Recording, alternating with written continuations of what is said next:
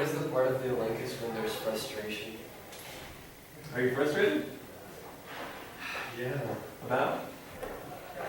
About my learning about how to evaluate students. I wouldn't be frustrated about that either. It's just a question. It's a very complex question that I was working on. Because there's this. I don't think evaluation is something to wring our hands about. Evaluation is about telling the truth about where you are on the map. A quiz or an exam is just an opportunity to tell the truth. It tells you where you are on the map so you can then get to your goal. Because if you pretend you're somewhere else on the map, it doesn't matter the great instructions you get, right? If you're starting in the wrong place on the map, those great instructions are going to take you're just going to be lost, right? So it's just about finding out good information about what you've learned, what you've mastered, what you haven't. But by whose standards? Well, those standards have to be defined by the course that you're taking, or they may be standards that you evolve with the students systematically. But once the standards are set, then your evaluation system is designed to test to that standard. Right?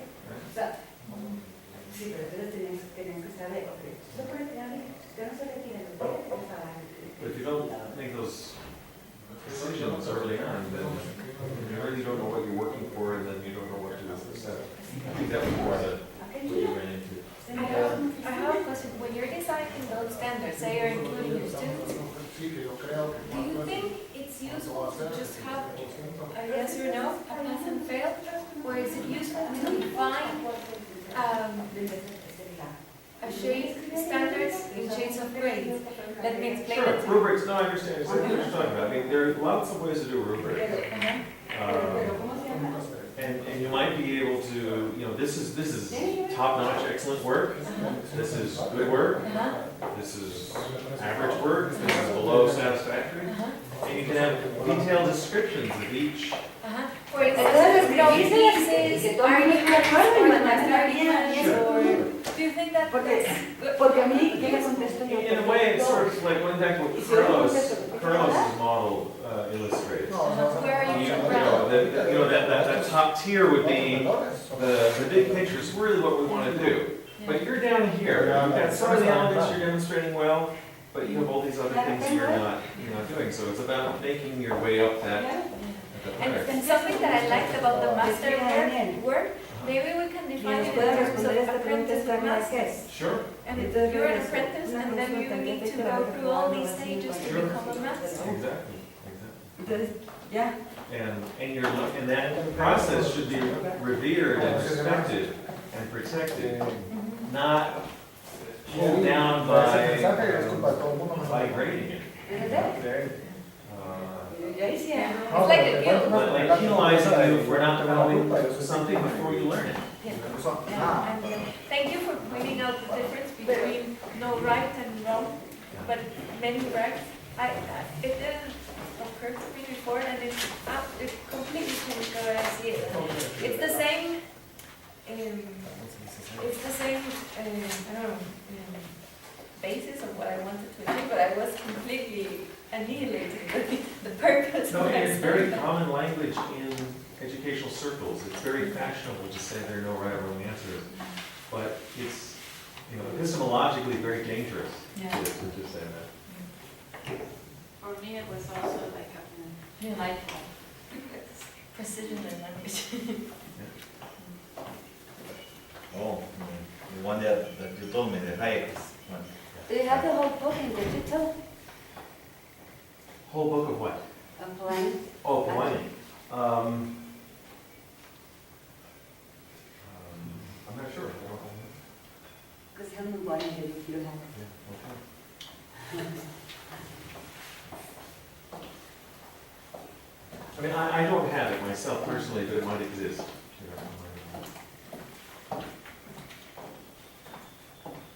¿Cómo estamos para mañana, Carla? Mañana we start at 8. 6:30. No, 8, Fernanda va a salir a las 6:30. A Tomorrow las we 8. start at ¿Y 8. a qué horas terminamos? Una hora antes. 8:30. 6:30. 8. 3:30. ¿Y podemos votar?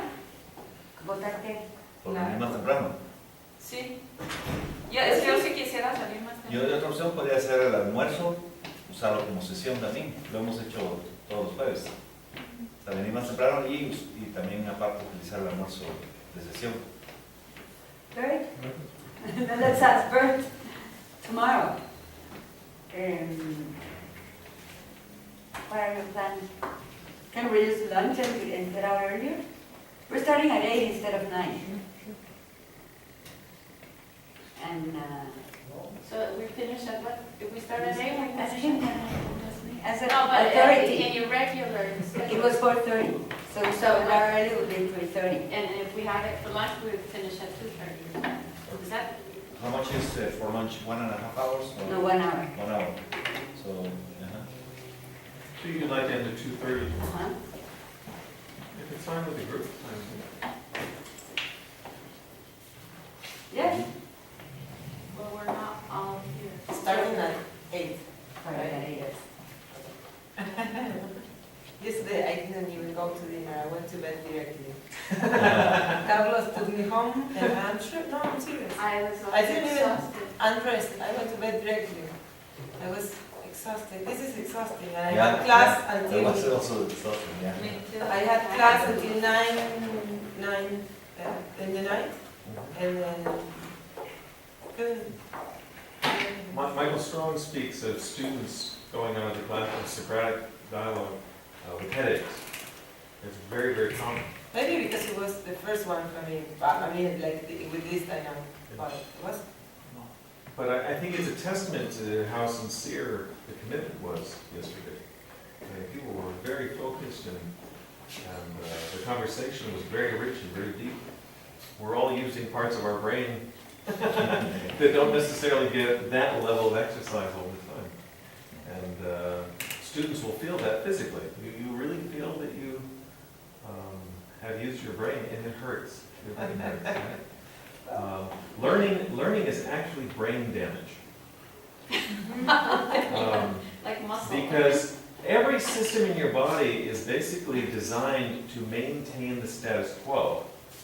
Right? If you cut yourself, your cells immediately go to work to repairing and knitting that breach back together. Right? Almost all of our systems are designed to go back to the previous state.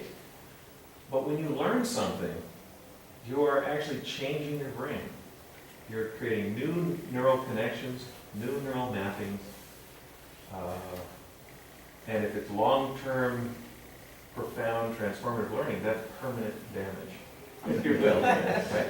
But just like all the systems of your body, your brain resists.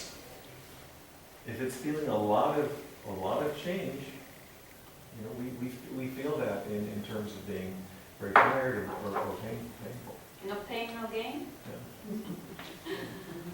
So don't I was be talking- discouraged by that. I was talking the other day about the mind gyms. Have you seen them online? I've heard the term, yes, Mind the term, but I don't know if I've seen it. Because, I mean, the brain is a part of the body as any other part, and if you don't use it, you don't use it. Like, for example, those experiments with people where they put something on their eyes for a while, and then they stop seeing, even though they don't have any physical problem, but they just stop seeing because the eyes are covered for a while. And so the idea is to exercise your brain. So there's like this luminosity site, or there are many other sites where you get in for 15 minutes, and they will give you exercises using different parts of the brain, and it's exhausting. You do it but it's not like you can do it one day and then you're done. It's like the gym. You have to go every day and you see your progress. Is that what? Brain what? Brain gym, like going to There is gym. a game Ah, that is gym. called Okay, I got it. Brain Age. That is the most sold game in Japan by Nintendo. It's to exercise the brain. Brain Age. We were talking about how exhausted we were at the end of class yesterday. And Michael Strong speaks of students often complaining of headaches after a very successful Socratic dialogue. And it's really because you're using your brain, parts of your brain you're not used to using at that level for that extended period. And I love the notion of learning as brain damage. Because when you learn, you are changing your brain physically. And many of our systems, most of our systems physiologically are designed to maintain the status quo, not to change. If there's a change, it needs to be repaired, you need to return to the status quo. But with your brain, you're making new neural mappings, new neural connections, and so learning is brain damage. As many times, learning is actually unlearning. Or unlearning, So you have to modify Exactly. previous structures. And it hurts. So before you start tomorrow, we start at 8 and we're going to end at 2:30. And this afternoon, the idea is 1.5 hours, and Yeah. if one And wants everybody that to- wants yeah, to be to see. yeah. And Carlos is bringing Florencia. Oh, Because I have to be back, I have to pass an exam at 6. Yeah, yeah. It was supposed to end at 4:30. If anybody wants to leave after my academy, just, or Fernando will take the break. Thanks. Lo dejamos. Lo recomiendo. ¿O se pueden ir en el mismo carro los tres? Una Todos. serie, sí. Vamos en el mismo carro. Y regresamos todos aquí. We might just take a look at this quote because of some of the lunchtime conversation about this struggle that this process of handing over process to the students, having them take ownership of process, the emotional and intellectual roller coaster ride that perpetuates. This is the best description I know of the process.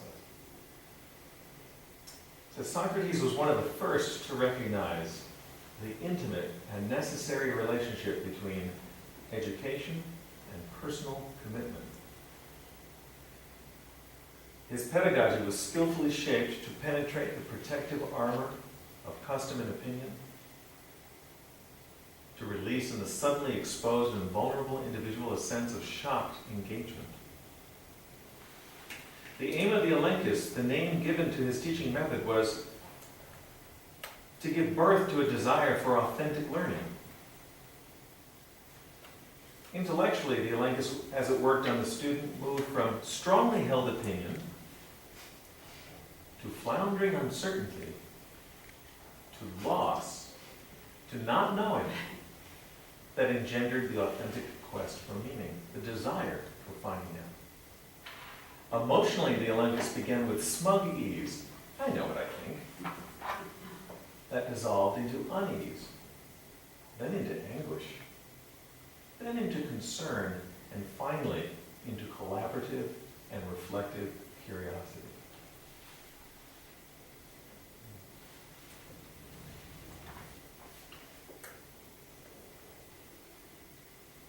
This is the most beautiful and accurate description of the process I've ever come across.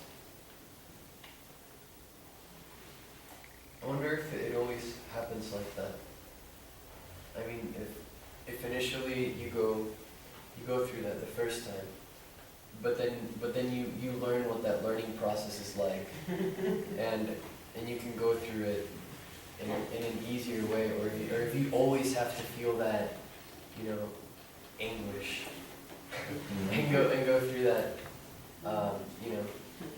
loss, or maybe you just learn to deal with that, and it doesn't feel like that anymore after you learn what it's like. You know what I Do learned? you learn how to learn? That's what you're saying. Yeah. With help, we just finished a PhD, and to me it was a really interesting experience because I decided to go to pursue a field which I was not familiar with, which is finance. I'm a chemical engineer, so I have nothing. Yeah, the financial area is was foreign for me, and to some extent it still is. But while we were reading some of the articles, I continually felt anguish. And I think that's the right word. I was really frustrated and I was afraid. I wasn't understanding what the subject matter was about. And but with time I learned that what I needed to do is put the article aside, go jogging, which I do very often. I like jogging a lot. I could, yeah, sometimes play a little, but try to get away from the paper. And I would meditate, through the jogging. And I usually would get the article a couple of days later, after that process. But the moment I started to feel anguish and frustrated, I use that continuously as part of my life. That's very personal. But I use those moments of anguish as a sign that I need to stop, actually, and meditate. What is it that I don't understand? What are the words that I'm having problems with? What is it that I'm conflicting about? Where is the conflict? And once you understand that, you usually can move forward. But I think that if you start to get into the process of being frustrated and anguish and you can't get out of that, you might actually fall into a trap. So I think you need to step away from the problem and relax and see what happens. What's your question, Daniel, in terms of bypassing or playing the process? I don't know if that was your case when questioning that. If, for example, one student can learn to bypass the process and, like in the traditional classroom, they can, I don't know, try to have these passing grades only by assuming that they are going towards this process, but in reality not involved in the dialogue. Was it your concern? Huh? No, my concern is more about the, assuming always that there's genuine learning, does the student have to always go through the part of anguish and feeling of loss in order for genuine learning to occur? Or can the student learn to go through this process in such a way that Let me answer your question then. The student that's been through this process of the language, this emotional and intellectual transformation, and they get to that point of collaborative and reflective curiosity, is their learning speeded up? Are they able to learn more quickly and effectively once they reach that moment of collaborative and reflective curiosity? I think that question clarified what I'm really trying to ask, which is the Alenka something that you go through once and then you reach a stage of constant collaborative learning, or is it something that you go through every time you learn something new? But could you answer my question? Do you think a student that achieves collaborative and reflective curiosity at the end of this process is a student that learns more quickly and more effectively? Yes. So those next learning experiences, do they go back to smug ease and anguish and loss? I'm not sure if you can avoid entirely that. I'm not sure, but it's like you can shorten the pain a little bit. Because it will depend on how difficult is the task that is before you. And it is really difficult. If you are aware of that process and you will not give up or you will not wait with them. But I think Has anyone given up on the subject? no, but I think there's a big difference between your study and what Peter Abs is saying. This is when you move from strongly held opinion. Supposedly you think you know the answer, and then you start realizing that you don't know the answer. With your PhD, it was, I don't understand this. You didn't have a strong held opinion on the subject. Am I right? So here's when you realize that you're not the expert and you want to learn. And then you have that attitude all the time. So, Or it could be holding to practices or methods that you've always done. Yeah. I've always done it this way, yeah. I'm not going to change. And he said it that when he had that anguish, sometimes it was because some ideas didn't click with his own. So there were some conflict. Some conflict. Okay, that would be all ideas. But I'm trying to say that although some emotions might be negative, like feeling anguish or feeling afraid, that not necessarily you can use them to your favor. Mhm. When you're afraid of something, it's good to step back and see, why is this reading making me afraid? Or why is this reading making me angry? Why am I angry about this? You know, and reflect about that. Why do you feel that emotion?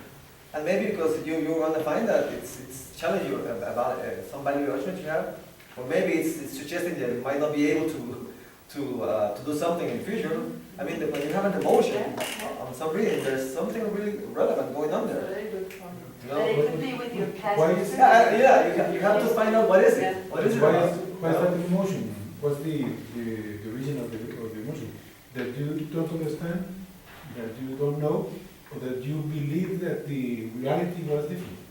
But my point is, by stepping back and thinking about that, I'm not thinking about the document, I'm thinking about why I'm feeling that. Why is it that I have that emotion toward that reading? And by thinking about that, I was able to understand a concept I was not understanding about, a conflict of mind in terms of what I thought or believed before, I mean, I think it was a very profound meditation. You say that the process, actually, when you step back, is the move from language to concern. That's when you are concerned, because you realize that there's a problem. You're You using start to look for the curiosity to find a solution. What I'm suggesting is that I would say that maybe you're trying to use your emotions to your favor instead of instead of them being a reason to To hold you back. Going back to- It goes back to the idea of the payment that we talked yesterday. Isn't Yeah, the payment. it? It's so Mhm. expensive. Yeah. Usually that. The payment, the auction. But I still think that you were in the last stages. You were very concerned about your learning, and you were taking a very positive and mature attitude. But when you use that method, I was concerned with You the already- payments. I had to. even though you felt anguish, no, but I think this is it's when you first realize that you're responsible for your learning. ¿Me Yeah. explico? So, You already were at that last two stage, not knowing and gender the automatic quest for meaning and the desire for finding out. You were doing those two last things. To me, identifying those emotions, I agree with you, and I usually walk and, everybody knows here that I need to go to the gym every day, otherwise I make everybody else miserable. I need to go first. But that's a very intellectual moment, actually, going to the gym in the morning. And sometimes when I am capable of identifying those emotions, like why am I angry at this guy who that is a moment when you identify whether your own set of values agrees with the reading or not. At some point, you need to compare your own knowledge and your own values to the ones you're reading. And sometimes you get into the paradigm of the text, and you need to step aside to compare to your own. To me, that's through emotion. Yeah. Those are like the the wake-up calls. And I think that right now we're learning how to be learners again.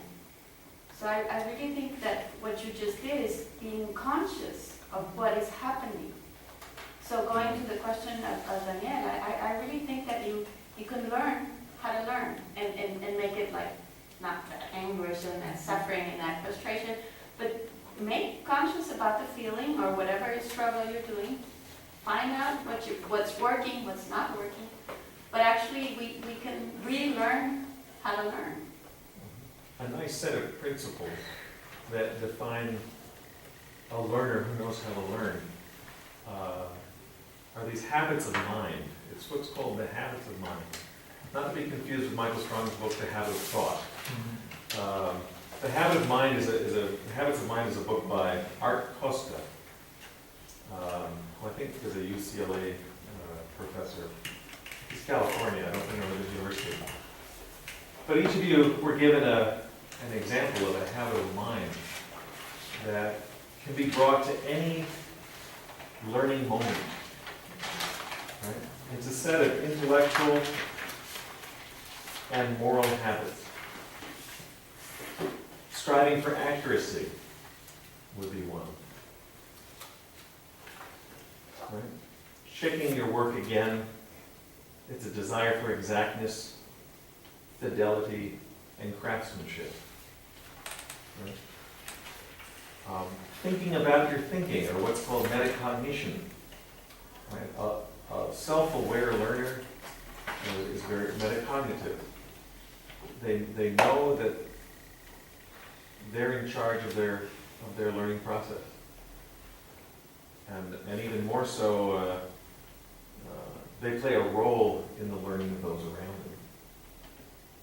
You're aware of your own thoughts, strategies, feelings, and actions and their effects on others. Creating, imagining, and innovating. You know, that capacity to try, the willingness to try a different way, generating new and novel ideas, fluency, and originality.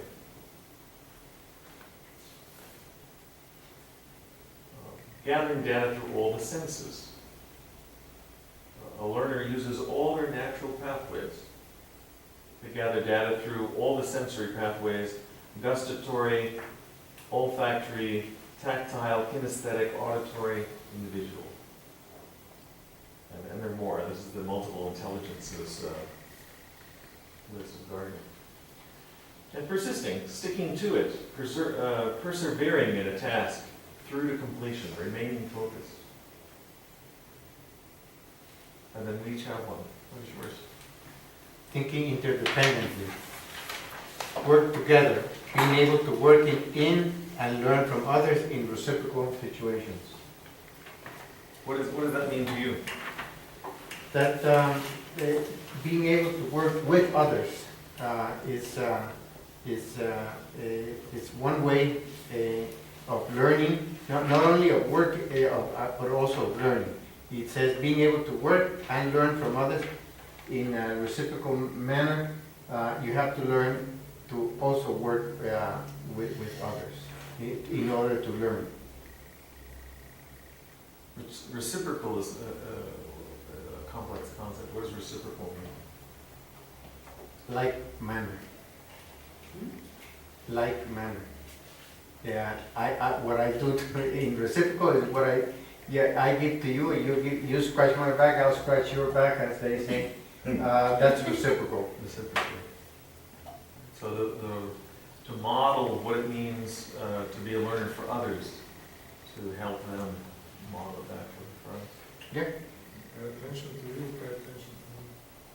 Or pay attention to you, so you pay attention to me.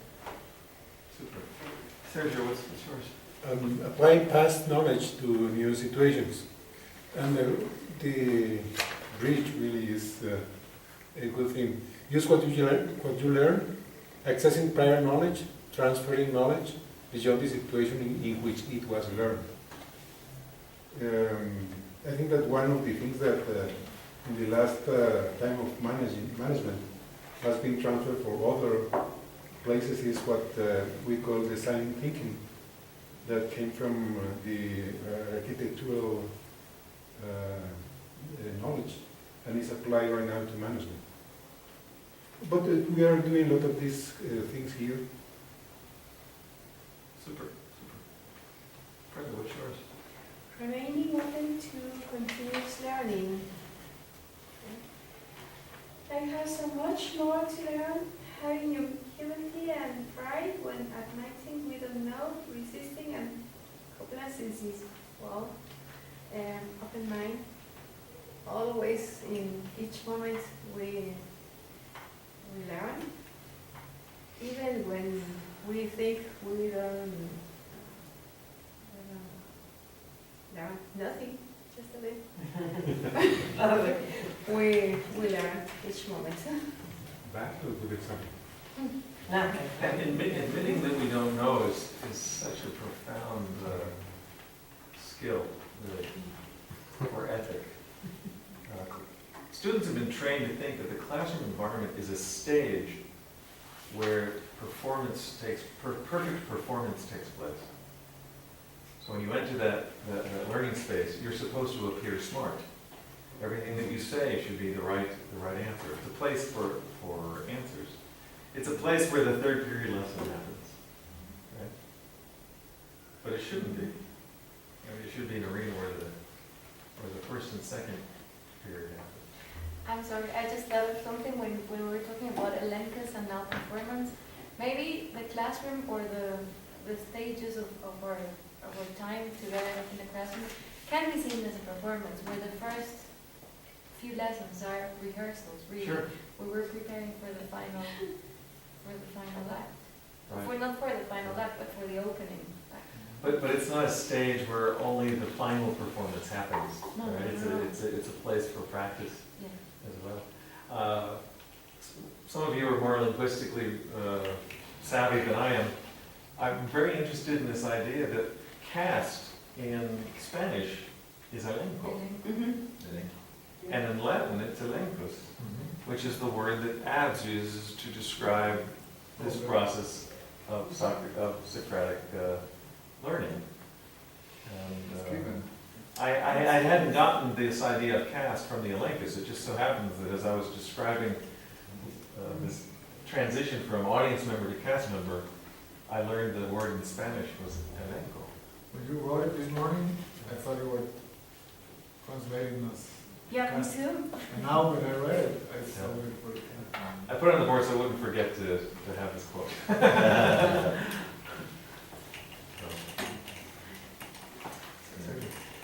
Questioning and posing problems. How do you know? Having a questioning attitude, knowing what data you need, and developing questioning strategies to produce that data, finding problems to solve.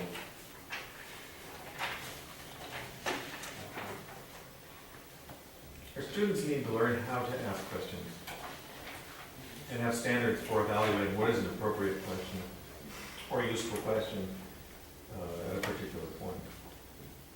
We need to learn how to ask questions. That's true too. But a lot of people think that Socratic practice is where all the teacher stops giving all the answers and starts asking all the questions. But it really isn't that. It's as you want to give students greater and greater ownership of process, they have to also take on that process of inquiry and learn how to question. So the Socratic facilitator isn't necessarily the source of all questions.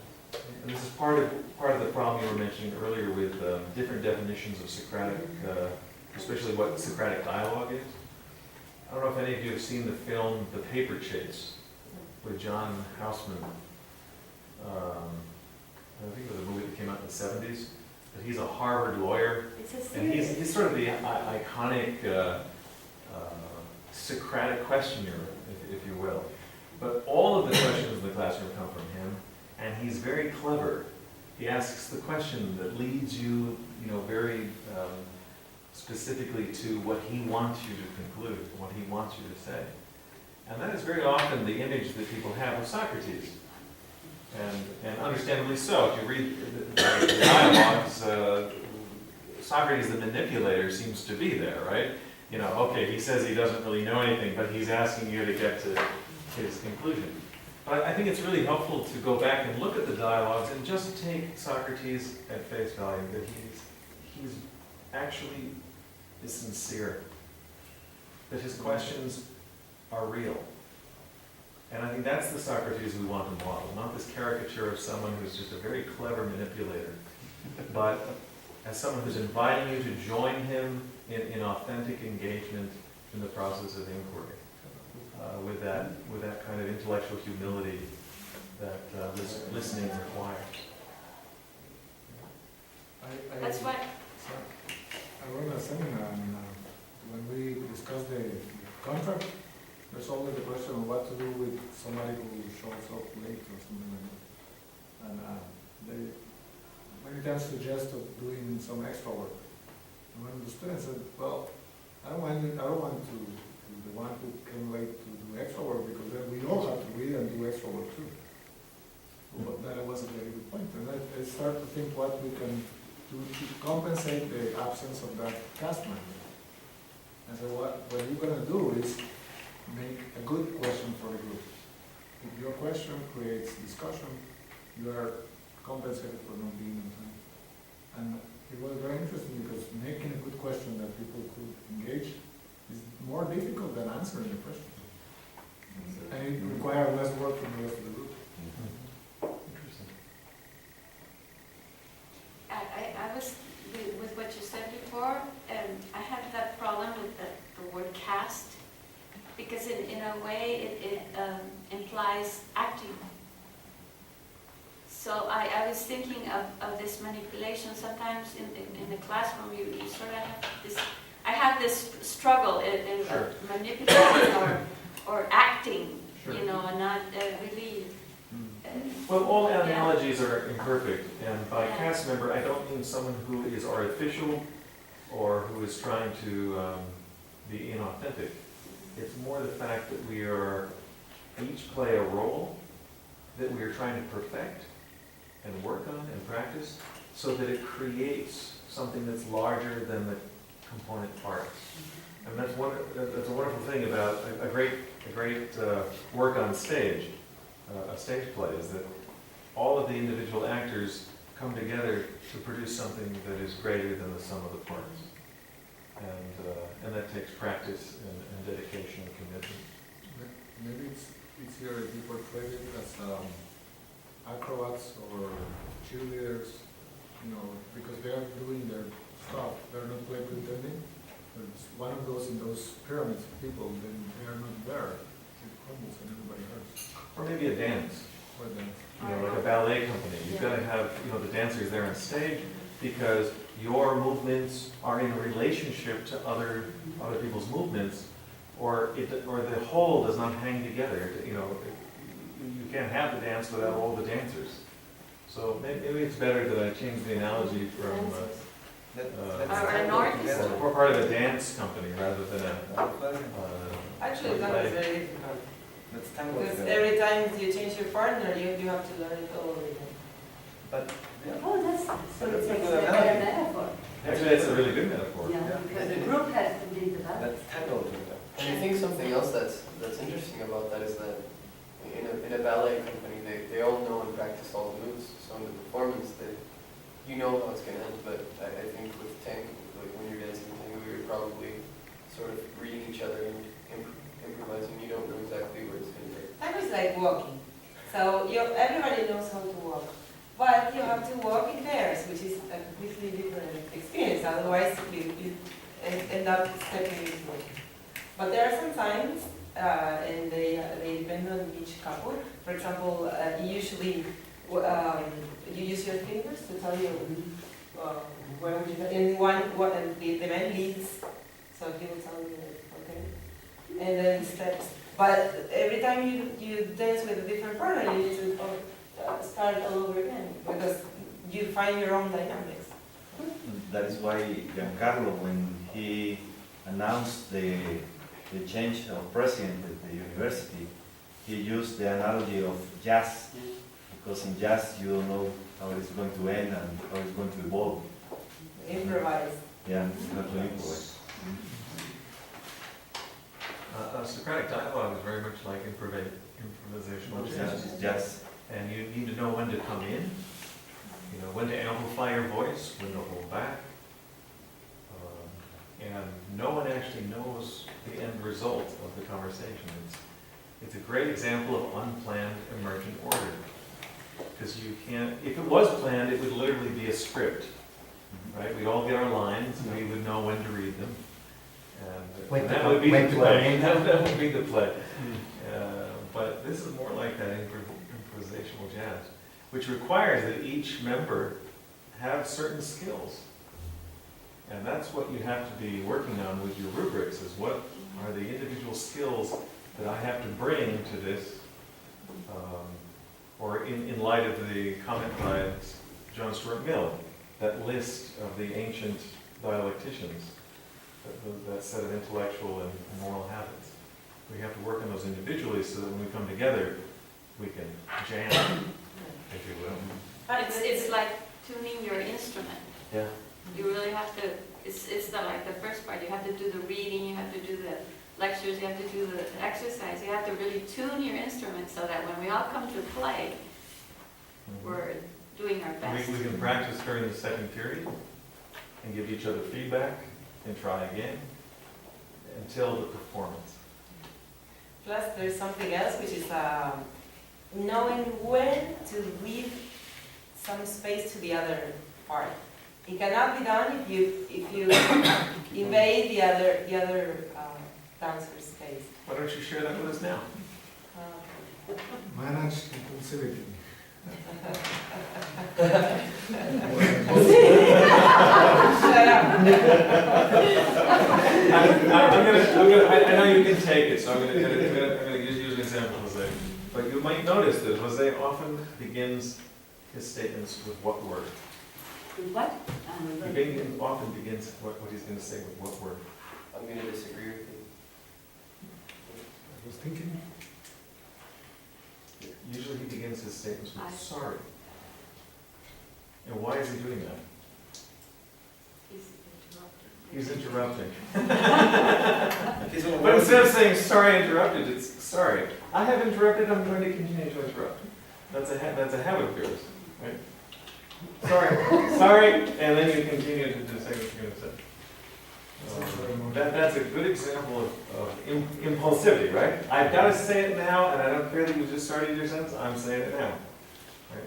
And it's really tough, because we get very passionate, we get very involved, we want our voice to be heard, and it takes a lot of practice to just, I mean, this is one of my biggest problems. As a genuine participant in dialogue, that's my biggest problem, is not interrupting.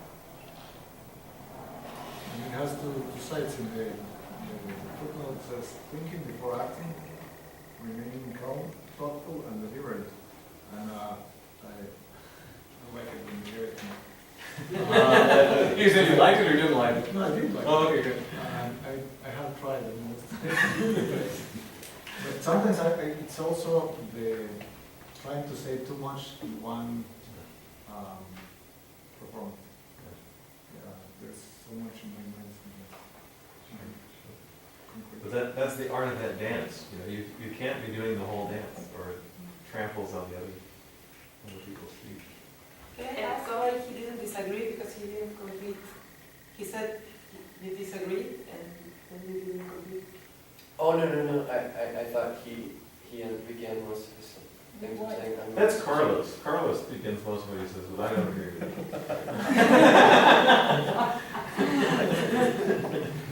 And the rest of us would, I think.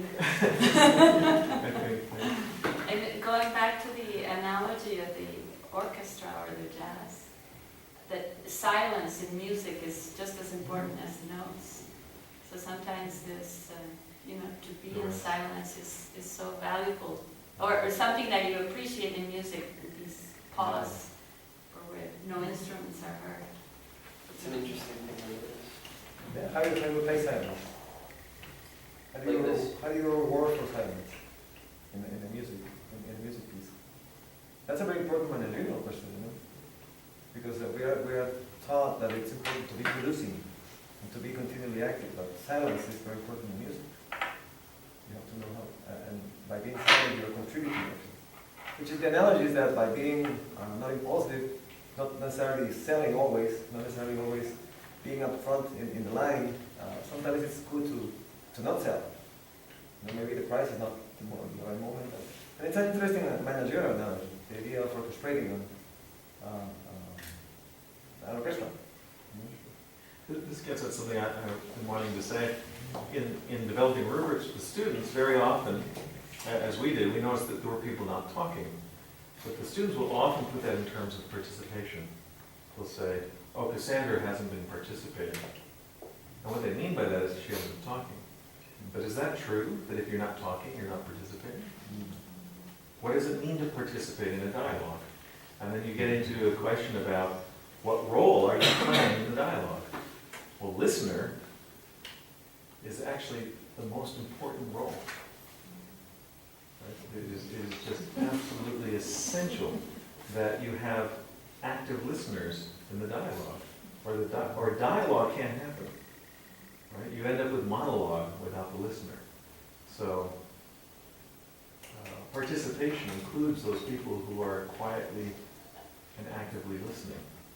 So they are participating. What's yours? It's thinking flexibly, and look at it another way, being able to change perspectives and make alternatives and consider options. And I found it interesting to be playing with this because I was trying to see different ways to see it, but then it occurred to me that you can actually look from behind, you know? And as you rotate it, you're going to see that the image eventually disappears. So there's nothing there. And I think that Wow. what do you have for What lunch? did you have for lunch? I want to have one of these. This is a flexible paper. But that's very important, you know, there is obviously something there, but if you look it backwards and then you rotate it, eventually with the light, you won't see nothing there. And sometimes you have to dig into stuff to actually see the patterns, and sometimes you might have vocabulary or something that doesn't allow you to see that there's something there. So I think it's an important idea that, in fact, the one that you had regarding asking questions, because sometimes when you look at only at one aspect, you might end up having no questions at all. But when you start rotating it, you know, some new questions pop up. You know, so I think it's. How many cases do you see there? Well, it depends. You know, if you look at backwards, it's like somebody's throwing a ball downhill. You know, and there are some flowers down there. You know, or there is somebody smelling a flower. Faces. Huh? Faces. Ah, how many faces? Now you're just playing with it, right? One. Yeah. And how many years? Just one. You were being very flexible with your explanation. Well, I love your connection between being flexible and questioning. Because very often when we hear an opinion we think we disagree with, and our first reaction is, I don't agree with that. Maybe we should just be questioning it more. What do you mean by that? Because maybe they mean something quite different than what you think. Many times it's just to, what is that you disagree on? And then you break that pre-conclusion. Or trying to really listen for the truth in what someone is saying. And then hook to that. What I do? Responding with wonderment and awe. Having fun figuring it out. Finding the world awesome, mysterious, and being intrigued with phenomena and beauty. And I would like to share something that I thought when I got this. I thought everyone had gotten the same one. And I thought this is wonderful because this is the way you have to respond to in works of art. When you don't understand a work of art, you have to be in the mood of responding with wonderment and awe. And I thought this is wonderful. But then I realized that not all of us had the same one. And it was wonderful. I was, responding with wonderment and awe. And I'm so glad you could share your inspiration about that. That's super. Daniel. Taking responsible risks. Venture out. Being adventuresome. Living on the edge of one's competence.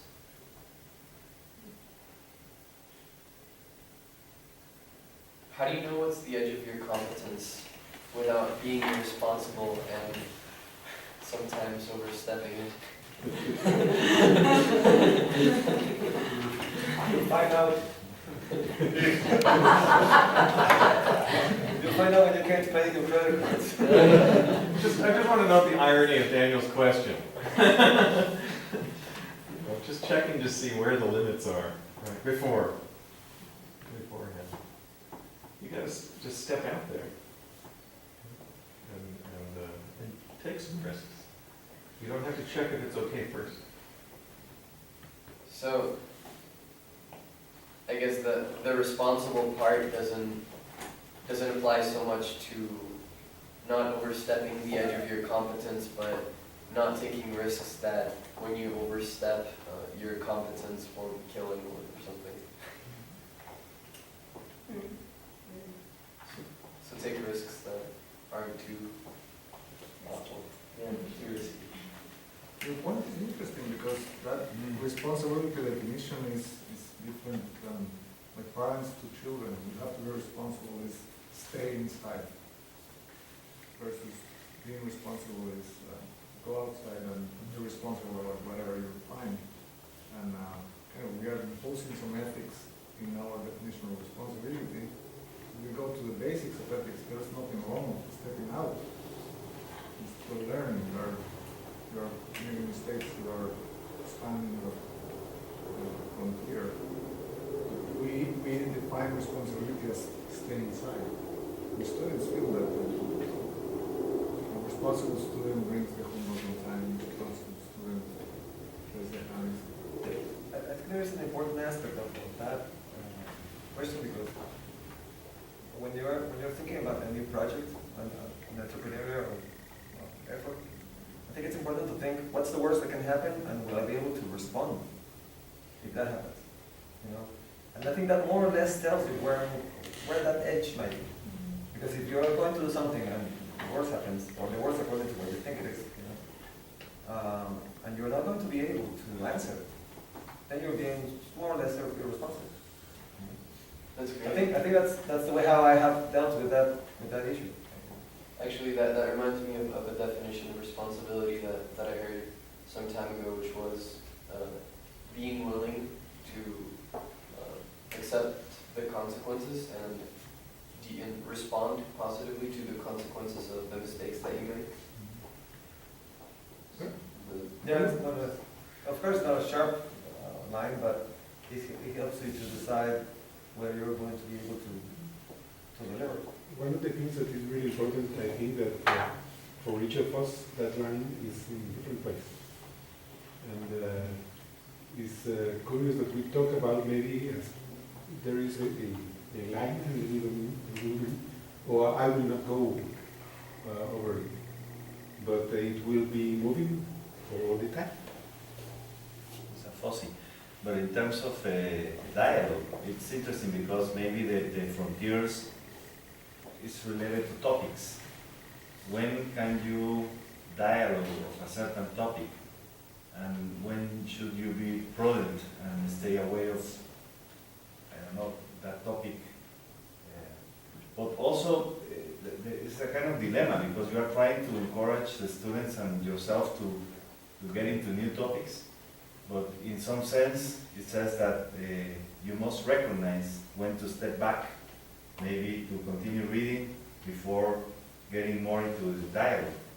I don't know if that was the case in the animal rights, because we have this discussion with Warren Warburg, and Warren has a lot of knowledge in terms of philosophy and that stuff. So maybe you have to recognize the limits, step back, read more before continuing the dialogue. I don't know if that is also the same case. Let's continue the dialogue with him. With him. Yeah, we can continue the dialogue with The people that don't know anything. Or in that case, I would say that you have the ability to agree that you don't know, Yeah. and then it goes to the question. At least you can answer questions. Why do you don't know? What do you don't understand? So instead of trying to challenge and be at the same height, at least you can ask questions. And The only question that Warren asked me was if I had a relationship with a dolphin, would I have a mermaid? What kind of relationship? One that would produce a mermaid. That was the only question he asked me, so I'm thinking about it. just quickly, sorry, if I can, sorry. I just want to point out, quick and sorry. Sorry, Also, no, go ahead. because the idea of risk, I didn't want to, because there's not the same being taking risk and being reckless. Then what? Yeah. Being reckless. Yes. And that has to do with responsibility. You can take a risk as far as you can handle, like you were saying. It's not like take risk and be reckless and do whatever happens, you were just experiencing. That's why they call it manageable risk, You know, or calculated risk. And as that rule set amongst the group starts to become more sophisticated and establishes a safe and trusting place, the students will take more and more risk.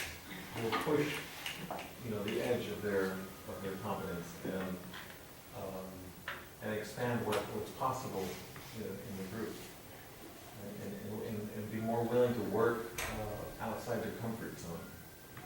And so if they're not used to voicing their opinion, they start to voice their opinion. If they're not used to holding back, they start to hone their skills as a listener, right? And really push them into those areas that are less comfortable. Even think about what Florence was telling us about the tango dancing.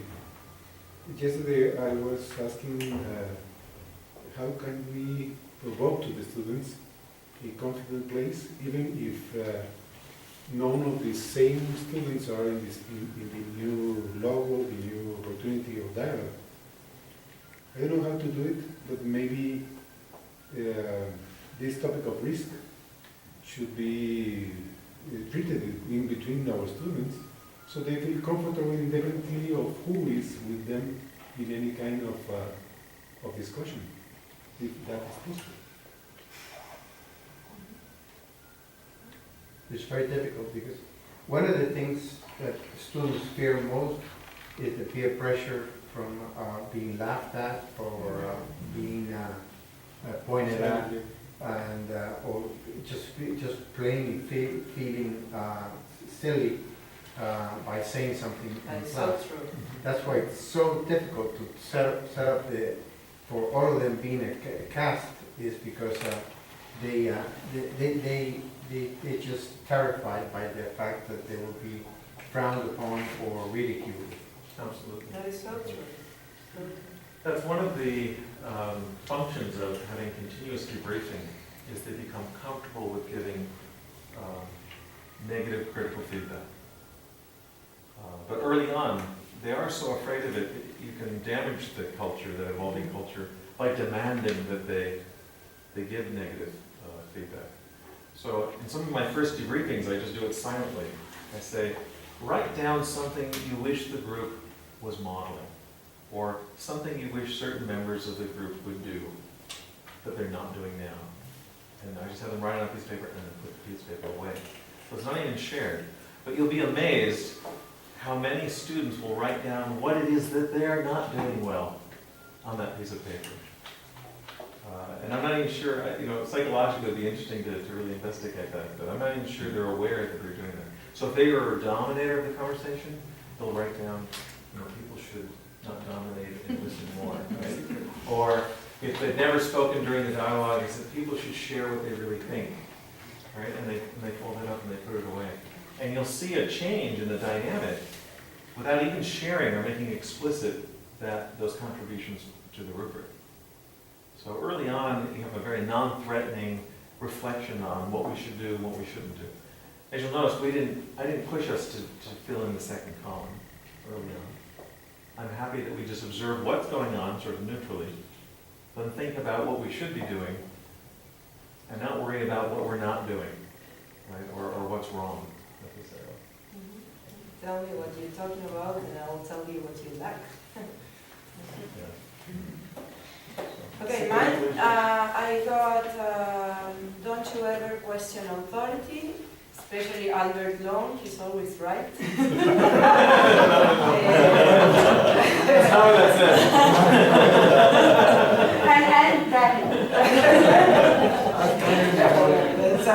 Okay, finding humor, and okay, this is what, I think that this is the best of Steve Jobs' thoughts that came out after his passing away.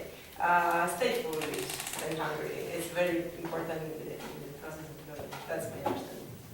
Don't you ever think you are very important to anything in particular? Don't you take yourself so seriously if you want to learn? And that helps so much with this roller coaster run. And when you feel like you're on one of those dips in that roller coaster, laugh a little bit, find humor, joke, listen up, and it'll make this journey a lot easier. or something. I should have gotten a laughing thing, because I've been struggling with this for 6 years, and you still give me the same paper. So that really started to very good at it. Maybe he's trying to say something. Everyone thinks they got Yeah, the sorry. paper because they're not good at it. If you Maybe turn this is a around- psychological thing. If you turn around the paper, Because this is something that you are passionate about. if you turn around the paper, it says Carla Hess. And then if I see Give it it to flexible Carla. enough, Carla, do like Carlos, put it like this. Then you can't see anything. now this one is great. It says listening with understanding and empathy. But the thing that struck me the most now was, there are two phrases here, and it's amazing. It starts with devoting mental energy to another person's thoughts and ideas. And I always, Devoting mental energy to Wow. another person's thoughts and ideas. Yeah. I always thought about listening. And since I got in the morning, every time somebody talked, I was thinking they're giving all the energy to express this idea. So it was a different way of looking at it. And the second part, do we tonos? Holding in abeyance. Abeyance. I looked at that word, and it's something that has to do with suspension. So it's holding yourself, owns one's thoughts in order to perceive another's point of view. That's like the minute somebody talks, yeah, I want to say something, and it's difficult. But I just thought it was great. So putting your own thoughts aside for the moment to make the space for that other voice and that other person's energy to come But it's through. great. Devoting mental energy to another person's thoughts and ideas. And that's sometimes expressed in the body language, or like the posture to the event that Brenda was telling us about yesterday, or eye contact. Right? It really shows that I am really devoted to you, and I'm revering this moment that you're sharing what you understand with me. Okay. And So thanks. It's so important.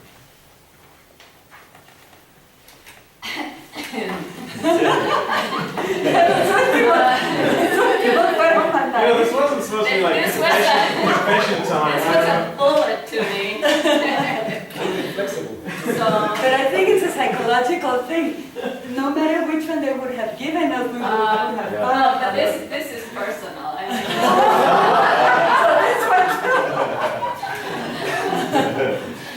but there's humor. I'm finding humor. At least I'm doing something. It's thinking and communicating with clarity and precision. Be clear. So, something I really have to work on. So be clear, striving for accurate communication in both written and oral form. Avoid overgeneralizations, distortions, and deletions. That is lacking something. It should have said in written, oral, and graphic form. You express a lot in Rome. Yes, yeah, I wish I could draw my ideas. Yeah, no, that's great. You can. Yeah. We've got pens and. But I think sometimes you have to, I think conversation is very important in that regard, because sometimes I believe we need to speak. That's why I always joke that I need to talk about the crazy ideas I might have sometimes, because it helps me to understand whether I'm being precise or not. And it is when I voice my idea that someone tells me, look, you have a mixed up word there, or you're using this concept right. So it's until I discuss those things with others that I'm able to notice some of those impositions. So I think conversation is very important in that process. Yes, I was thinking that I do take risks because sometimes I'm not clear but I want to communicate because it does help me learn. You know, it's not that I want to share, but because by sharing you really are taking risk and learning. So And you want to create that freedom to share even half hunches or imperfect ideas with the group. One of the breakthroughs in a high school group I had years ago was when they changed their concept of what it meant to share an idea. Adolescents especially are extremely sensitive when their ideas are criticized because they really think that they are their ideas. So when you correct them on an idea, it's like they're being attacked personally, right? And one of the girls in the group said, well, you know, when you're criticizing my ideas, it's like I had this precious kitten, and I just showed it to you, and then you take out a hammer and you start banging the precious kitten, and we were all like horrified by the image, you know, this imagery. And I said, okay, well, we need to rethink what it means to share. Reshare, you know, what it means to share an idea. And it isn't about, you know, showing this precious kitten that you have and putting that in the center of the tale for everyone to attack. So I said, well, come up with another analogy. And they came up with an old hat. You know, an old hat. Throw your hat out there. It's not perfect. It might have some holes in it, or maybe it's misshapen, and we'll fix it. You know, we'll patch it up, we'll repair it, we'll reshape it, and then we'll try it back on and see if it looks better.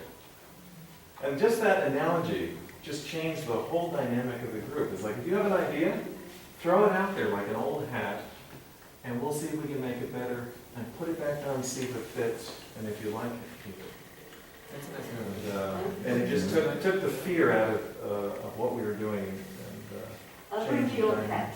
Does it help to say it upfront? Like if you say, I have this old raw idea, I'm not sure, help me out to build it up. Try that. Well, I just want to point out that I gave myself 5 of these. You guys only got 1. You have to go. Okay. I'll give you one from traveling. What And in time. what I would like you to do for tomorrow is read this article, Hayek and liberal pedagogy. Oh, this one. Sometime in your life, I'd love you to read the other one, but we're not going to talk about it tomorrow, so don't worry about the Republic of Science. Maybe we could get together at some future date and discuss the Republic of Science, because it's a wonderful piece.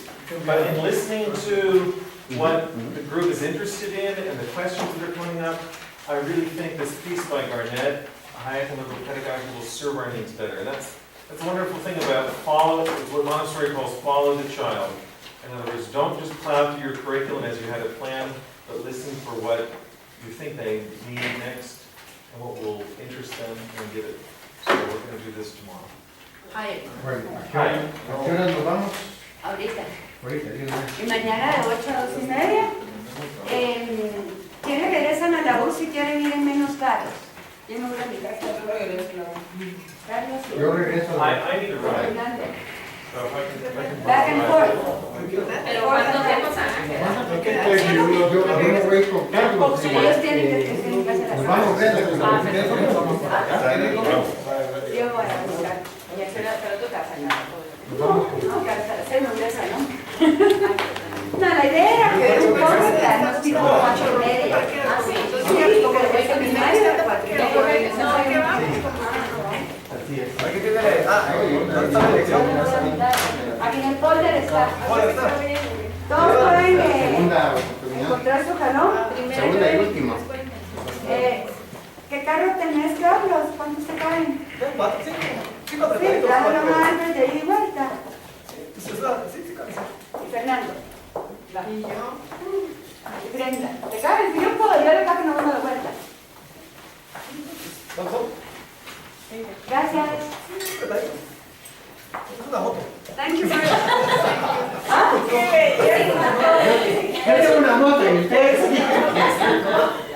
Sí, yo soy rey. Sacan la palangana. Independiente. But I was exhausted. I'm tired today, Thank you. but I love it. No, sí, cabe. Yo lo que voy es que para me traer 3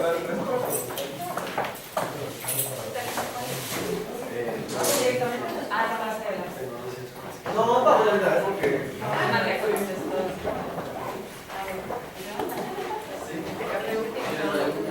Gracias. Bert, you have a rent? I'm going with Sergio. Ah, okay. Gracias.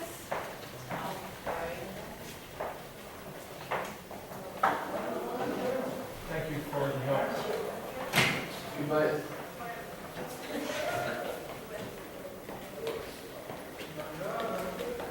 Are you gonna come